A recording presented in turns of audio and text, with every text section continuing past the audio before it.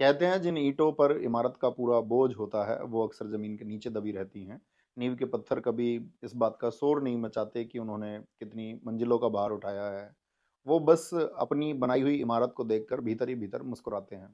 पिछले कुछ दिनों से आप लोगों के बहुत से संदेश मुझ तक पहुंच रहे हैं। कुछ हलचल है, कुछ बदलाव है जिन्हें देखकर आप प्यारे साथी थोड़े परेशान हो रहे हैं। आपको मैं एक छोटी सी कहानी सुनाना चाहता हूँ। एक बार एक माली ने एक बंजर जमीन पर एक पौधा लगाया। उसने अपने दिन का चैन और रातों की नींद सब कुछ उन पौधों की जड़ों में डाल दी। अपना सब कुछ दांव पर लगाकर अपना सारा वक्त उस नन्हे से पौधे को दे दिया ताकि वो पौधा एक विशाल बरगद का पेड़ बन सके। और वो पेड़ बना इतना विशाल कि उसकी छांव में हजारों लाखों मुसाफिरों, प्यारे साथियों को सुकून और अपना लक्ष्य मिलने लगा।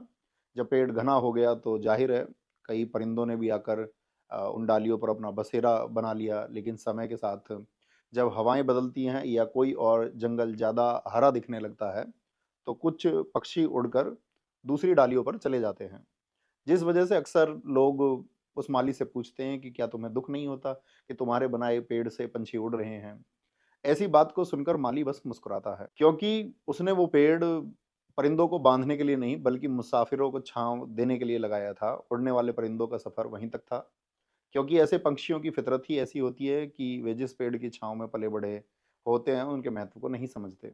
लेकिन वो जड़ें आज भी उस माली के पसीने को पहचानती हैं। इसलिए मेरे प्यारे साथियों, आप मुसाफिर हैं, आपको अपनी सफलता की मंजिल तक पहुंचना है। कौन सी डाल से कौन सा पत्ता टूट रहा है, कौन सा पंछी उड़कर किस पेड़ पर जा बैठा है, इसमें अपना कीमती वक्त जाया मत कीजिए। मैं आज उस मंच के माध्यम से आप तक नहीं पहुंच पा रहा हूं, क्योंकि अब मेरी राहें आपके हकों की एक बड़ी लड़ाई की तरफ मुड़ गई हैं। लेकिन मैं वापस आऊंगा, क्योंकि जिस आंगन को अपने हाथों से बुहारा है उसकी फिक्र हमेशा रहती है। आप बस अपने लक्ष्य पर ध्यान दीजिए। और चलते चलते चंद लाइनें आप सबके लिए छोड़कर जा रहा हूँ, जरा गौर से सुनिएगा।